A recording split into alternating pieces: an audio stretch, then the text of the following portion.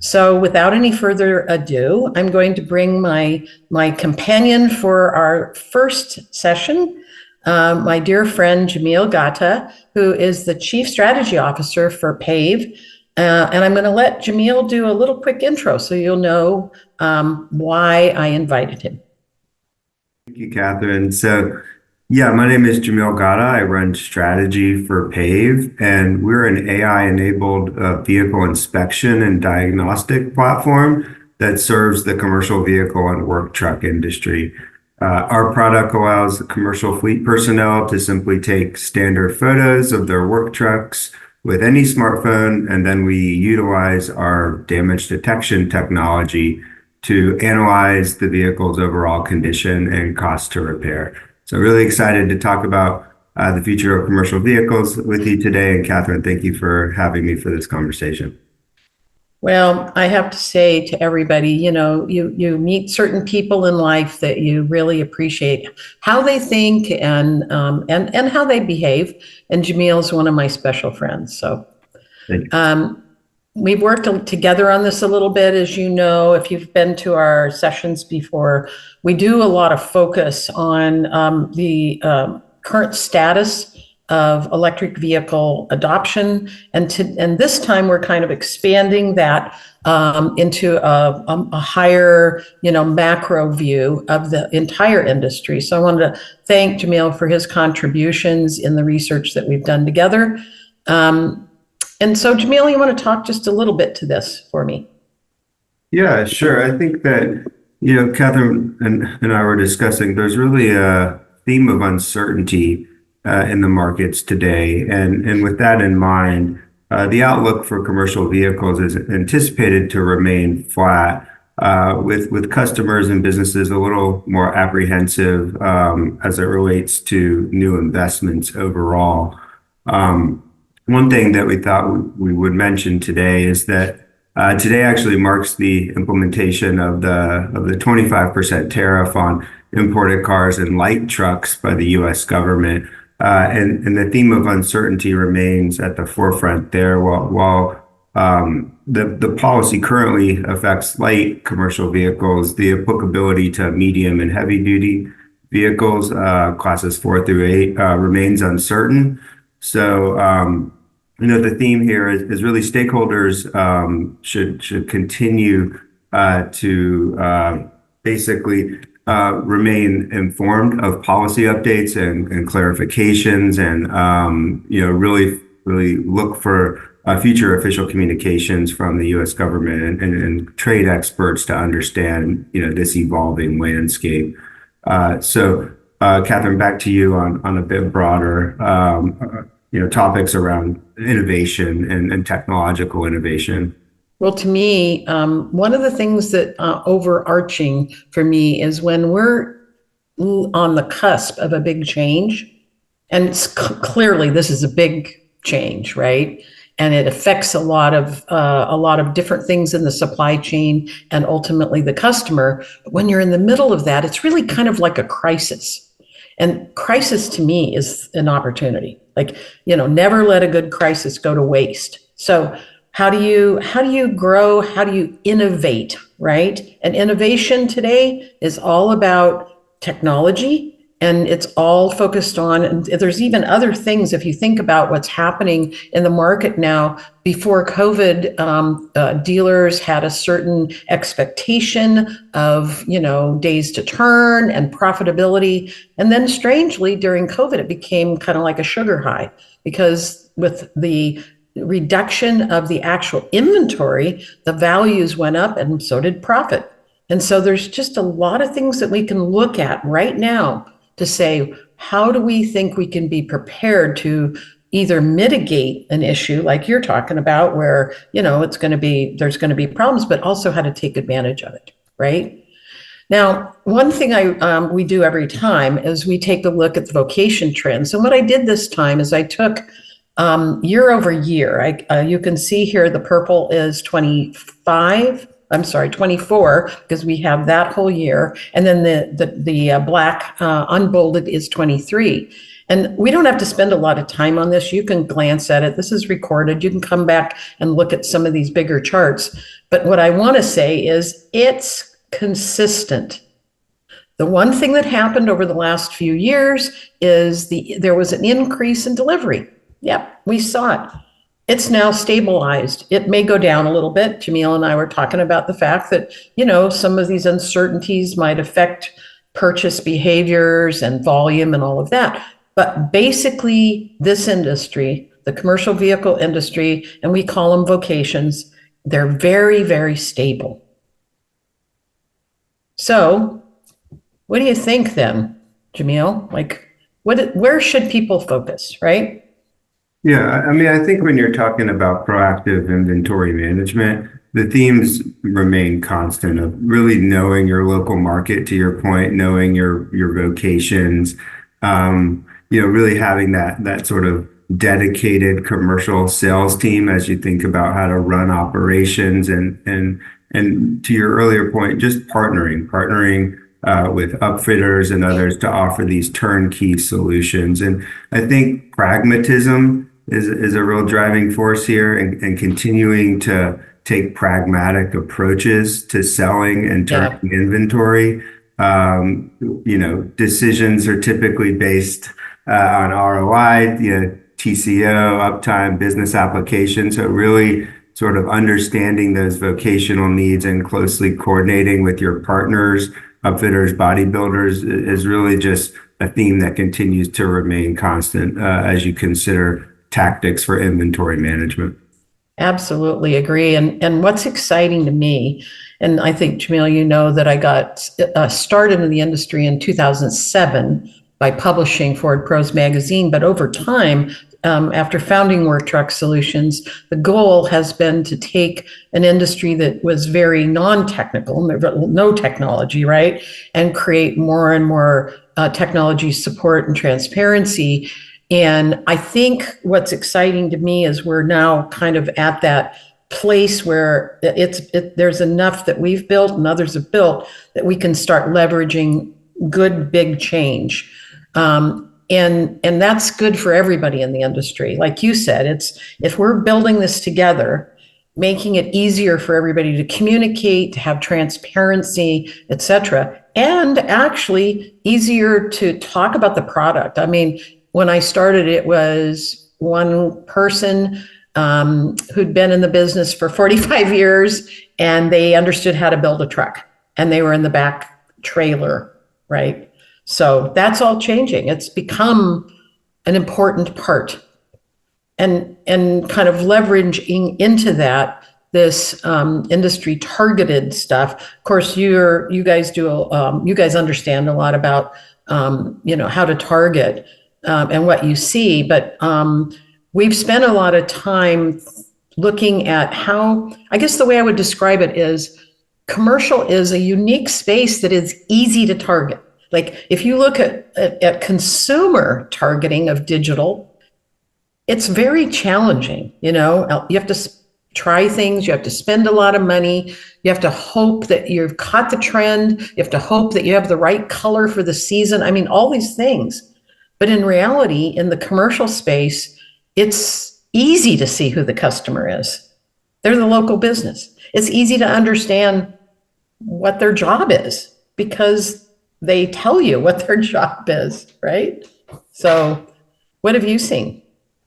Yeah, no, I agree. I mean, I think the consultative approach and relationship is key. When you think about building sort of local business networks, referral programs, most commercial vehicle purchases come from relationships and word of mouth. And so really offering industry specific content solutions that commercial buyers will respond to, that messaging, right? That speaks directly to their business needs. And so creating content, case studies, video testimonials from existing commercial clients in various trades, writing blog posts, talking about the top 3 work trucks for specific vocations, like the top 3 work trucks for an electrician in your local market. really can help drive that interactivity and conversation to then form those relationships and eventually get to the transactions. And that's a lot of work, except, like you said on the last slide, we now have OEMs and upfitters and dealers all rowing in the same direction. They're not necessarily rowing very coordinated right now, but they all have recognized that consultative focus has to happen for customers, and they're trying to make that a collaboration. And I think that to me is very exciting. What's also exciting is that they're recognizing that customers have more needs than simply the vehicle itself, right? And that a dealer especially is highly appropriate for being able to provide kind of a entire need package, right? Something that where, like, anybody in business today is looking for, how do I go one place and get everything I need, rather than having to go to 10 places and then have to deal with 10 contacts, right?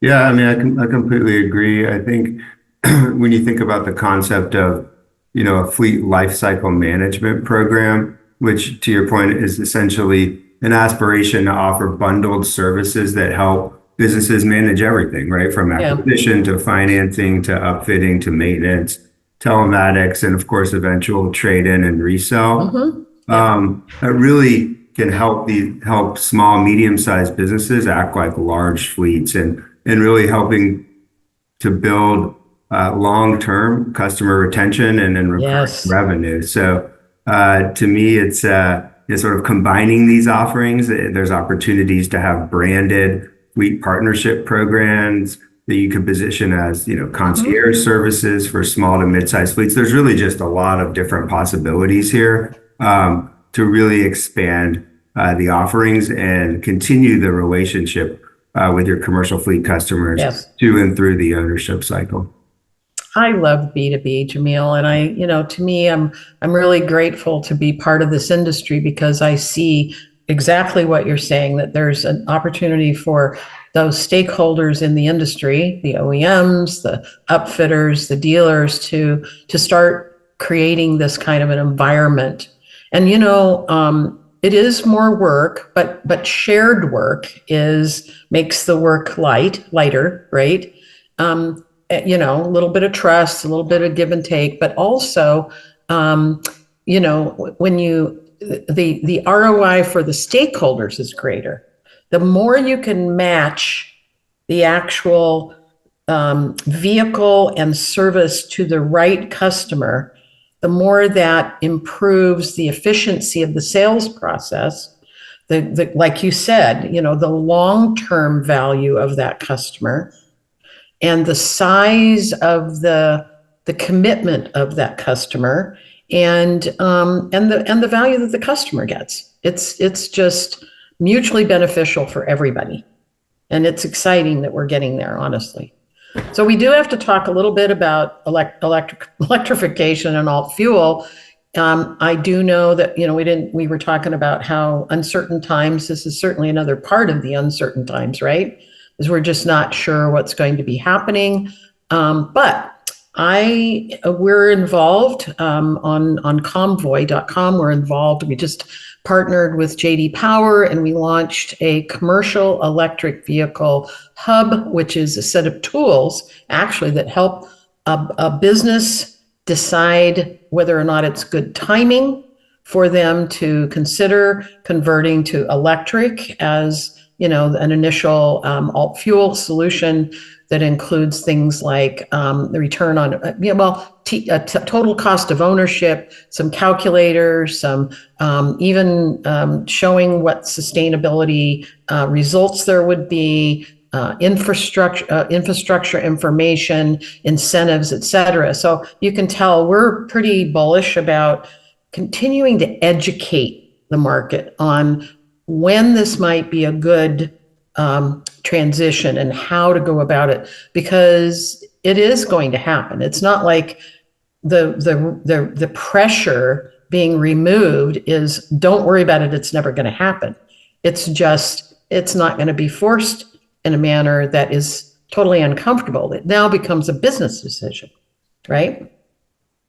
Yeah, I mean, I completely agree. I think that, integrating electric vehicles into commercial fleets, it's really a strategic move that overall offers, great environmental benefits and, to your point, potential cost savings. But I do agree that it requires, careful planning, consideration, and really sort of market readiness considerations as you think about the operational impacts to your business. And of course, the associated infrastructure support. Yeah. You think about charging and maintenance support. So really, I'd say the theme is careful planning. But to your point, of course, there's a lot of strategic rationale to continue to consider and continue to adopt electric vehicles as part of your commercial fleet. Good lead into this. Today, about 52% of fleets are 5 vehicles or less. About 65% are 10 vehicles or less. So think about that, because, I always thought of the whole industry when I looked at volume of vehicles as half big fleet and half small fleet. Big fleets are different. They behave differently. They have different resources, et cetera. They've had resources to be able to test, all different kinds of fuels, EVs especially. But for smaller fleets, there are really 3 things that we've learned that make it challenging. One is geography. Like, there's a big difference between Michigan and California. There just is, in whether or not EV is a right decision for you for 24/7 or 365 operation, right? And use case, of course, like obviously package delivery, final mile, last mile, whatever you want to call it, is a great use case. The vehicles have a certain, 50-mile radius every day. They can go back and plug in. They're quiet. There's no, the neighborhoods like it. Drivers love it, right? So that's a great use case. What are the other use cases, right? And then fleet size. So that's why those are the 3. Those are the 3 main adopter restrictors or encouragers, right? And so, I think we just look at this and say, okay, well, this is easy then. We can say, where should we start? Who should we talk to? And how fast do we think we're really going to be able to go, right? And without the actual pressures, right, how do we now think about the future of commercial electric vehicles? We just know it's going to change pretty dramatically.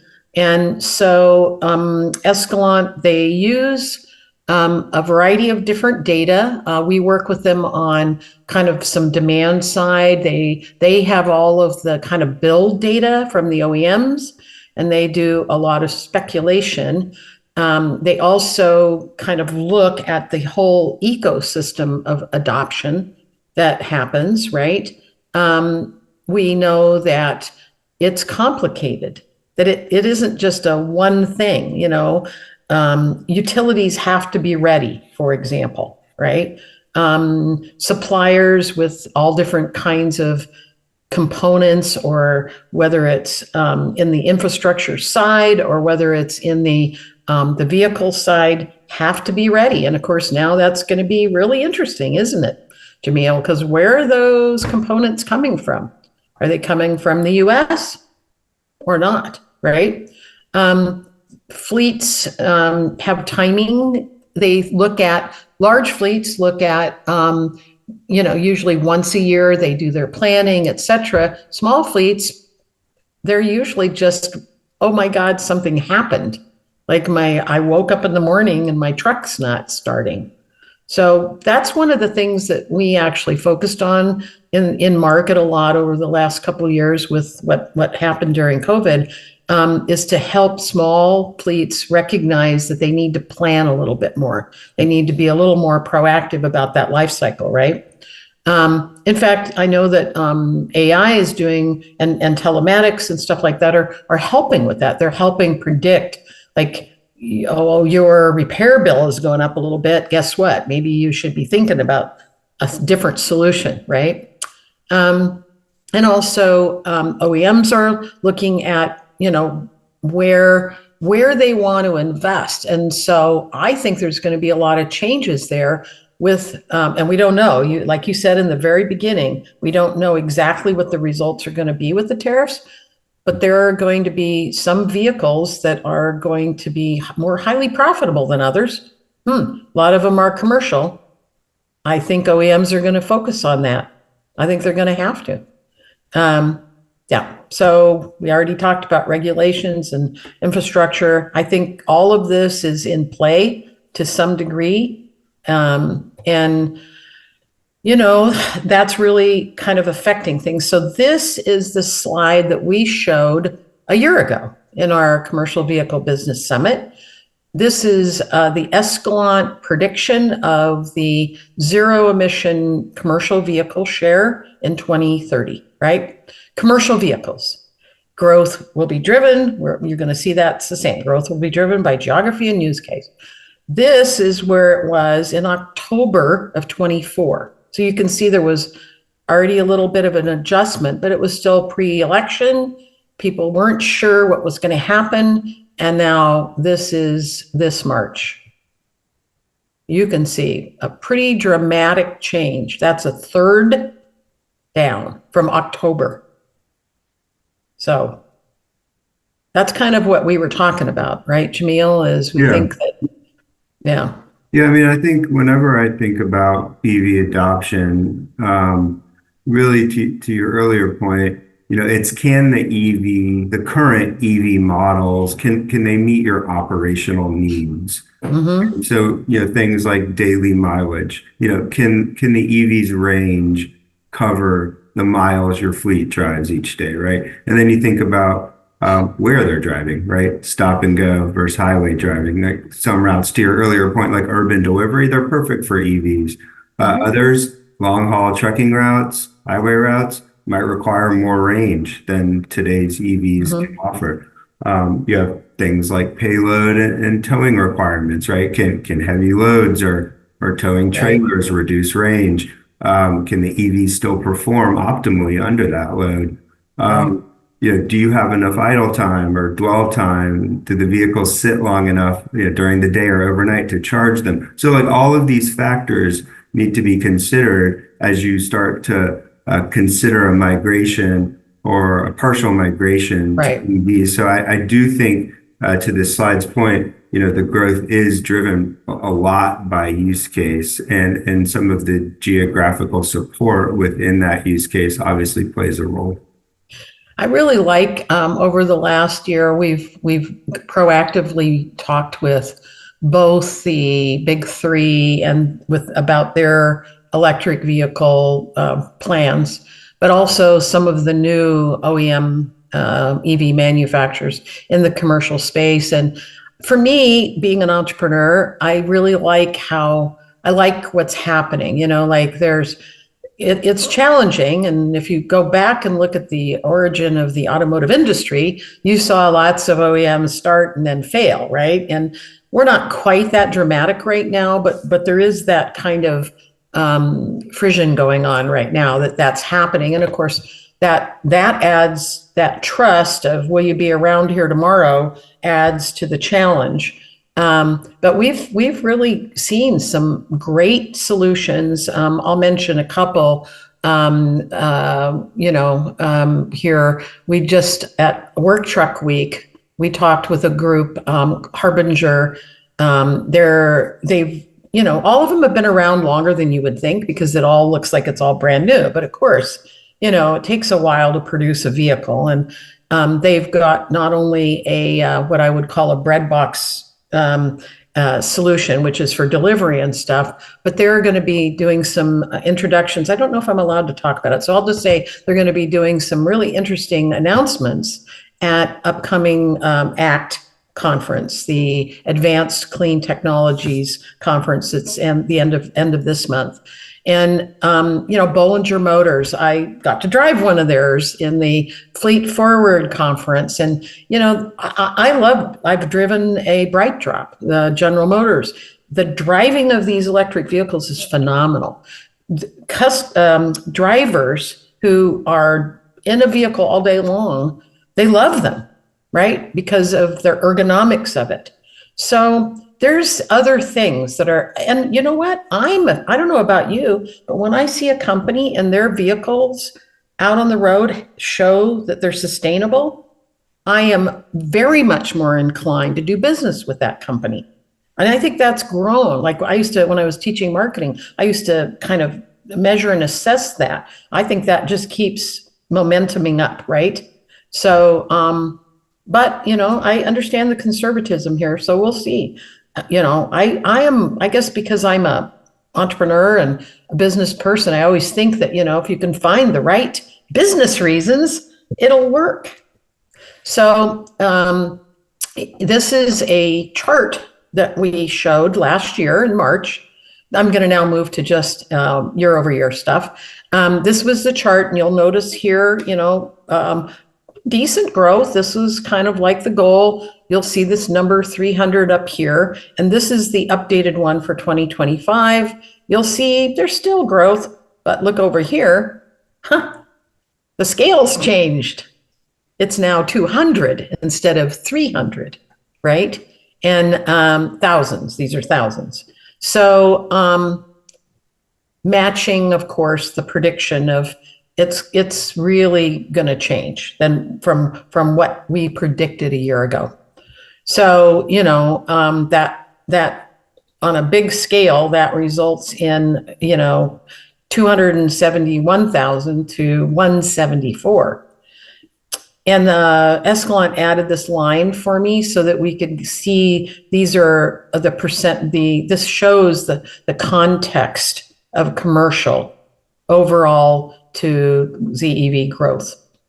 And I did want to say, I asked him why this jogged down here.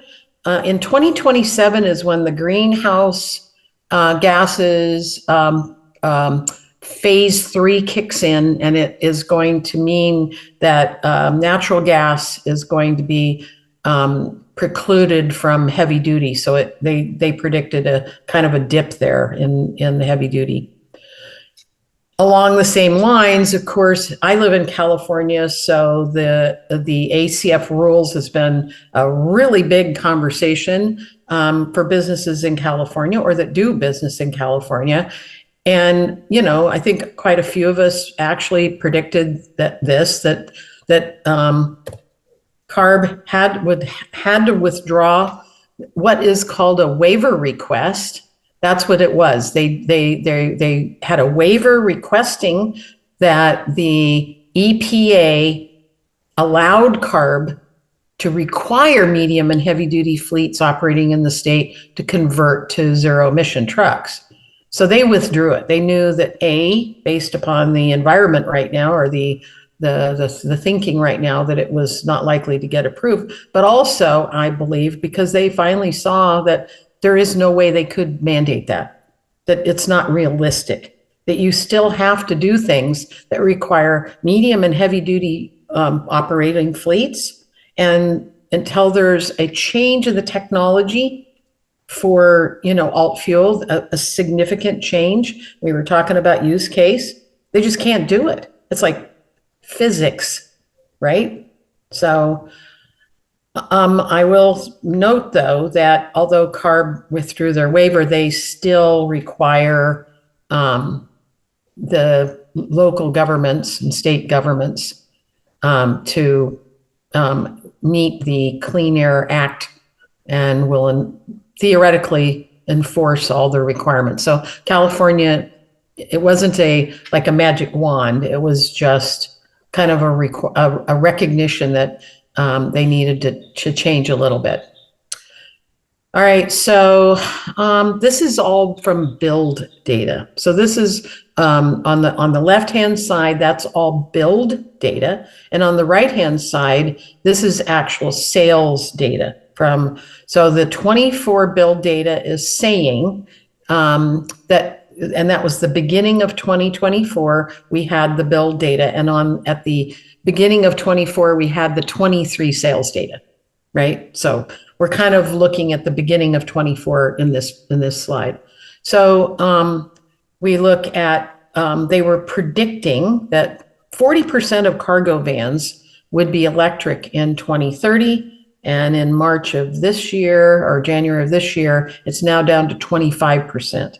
And I'm going to go back and forth for just a second. You'll see on the sales data, not a lot of change. Again, this is something that we were talking about, the consistency of this space is consistent, right? So then when we look at class 4 and 5, are you familiar with, you know what a strip chassis is, right? A strip chassis is just the bottom, not a cab, and then something gets built on top of it, like a delivery van, like one of the walk-in delivery vans, right? So they predicted 50% of those would be electric in 2030, and now it's 31%. So you can see this is actually now increasing. And as you go up in the class, the adjustments seem to be getting a little bit greater, in my opinion. So class 6 and 7, school buses, most school buses fall into that category, at 45% last year, now 35%. So school buses have been one of the types of vehicles that have had the most focus on converting to actually natural gas initially, and then to EV. And they do meet that same model that we were talking about before, Jameel, right? They drive around, they park at the end of the day. They have a set route, so they meet some of the current criteria, right? But again, if you look over on the right, not a lot of change. For me, that's like a little reminder, it's all going to be in this same scope, right? So, and then class 8 is a little different, right? They had predicted 15% and 7% was tractors, right? And now it's 7%. And the tractor powered by alternative fuels in 2030, but not necessarily fuel cell. So, and you can see over here on the right-hand side, and again, I remind everybody that if you really want to dive into the charts more, this is being recorded. You'll get an email and you'll have access to all of this. But you can see here, this is hybrid, and before, there was some hybrids increasing. There was fuel cell. Fuel cell is significantly greater. And on the truck side, on the tractor side, the hybrid has pretty much gone the way of the dodo. So. Yeah.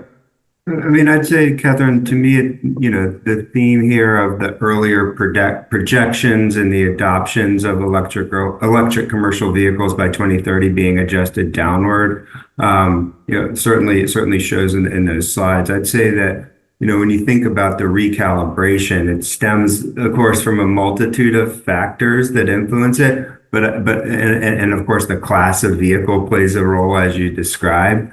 But I think there are themes throughout.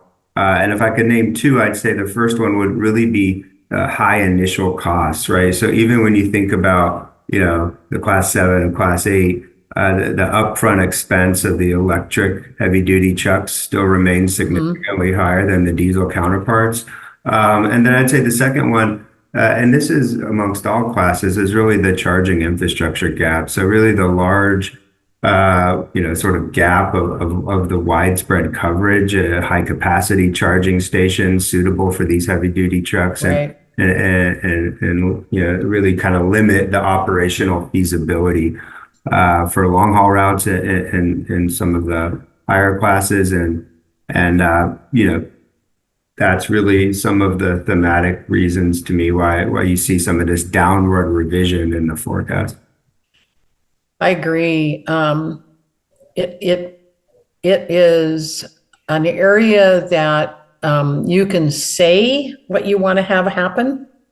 You can define what that looks like and how it can take place, but for it to actually be implemented is more complicated than most people know. In fact, when I was at Fleet Forward, which is an event at the end of the year, not last year, but the year before, I listened to a company who had implemented, these are bigger fleets, of course, but that had implemented infrastructure to support electric buses. They actually used buses to help.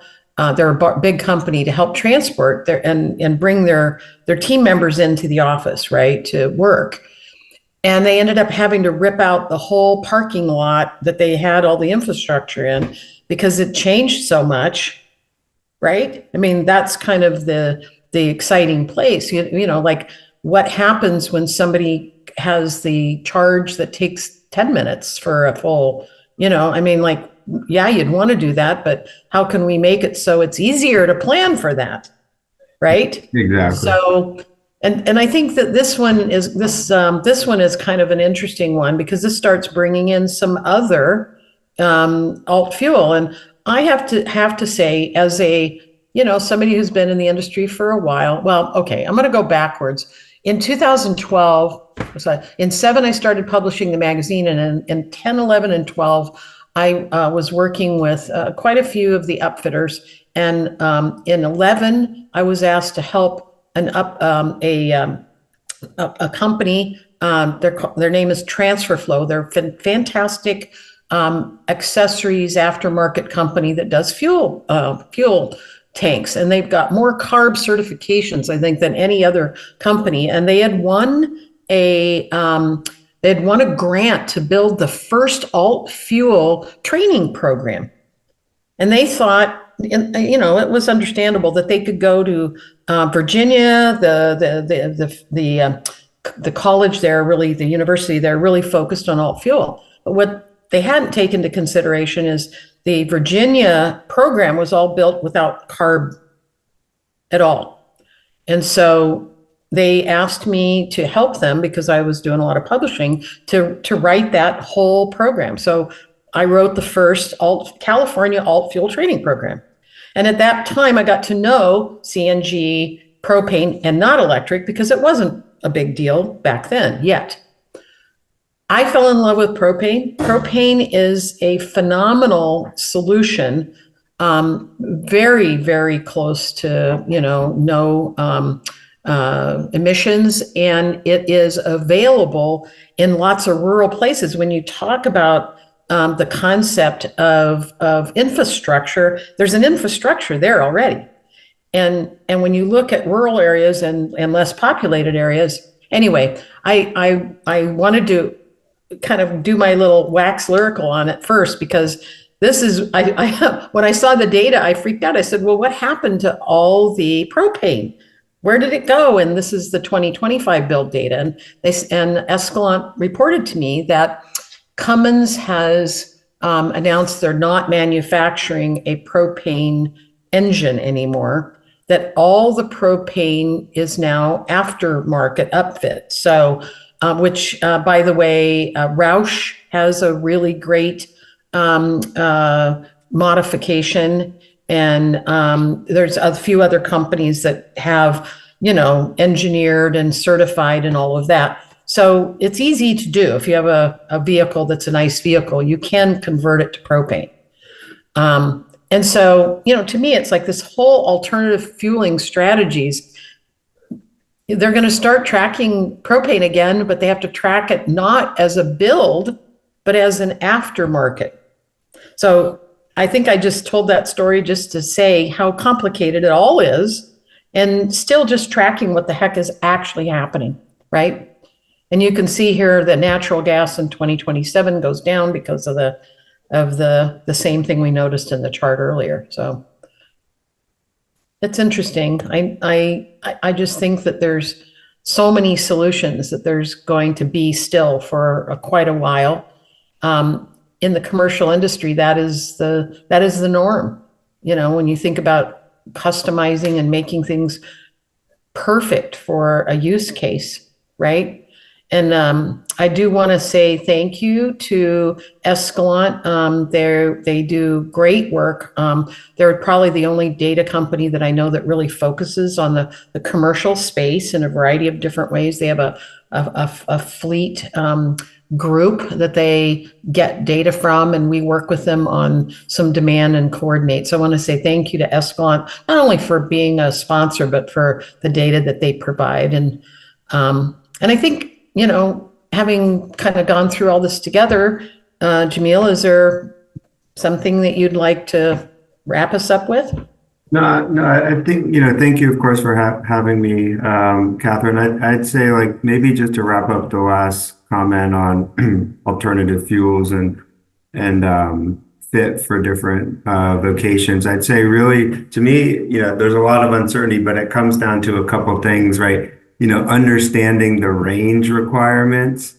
Yep. And can that vehicle, is it a good fit for what you're trying to do? Is the duty cycle fit there? So to me, like, regardless of where this sort of truck park evolves to, those themes will remain constant, and you should definitely consider that as part of your strategic planning. And to your other point, I think, yes, we will see a lot of hybrid fleets where there's different fuel types, different and different sort of bodies for different use cases. So, well, I thank you for joining me, and I think we're the whole situation is going to be examined very carefully going forward today and tomorrow. So we hope you all stay with us, and we look forward to spending that time together.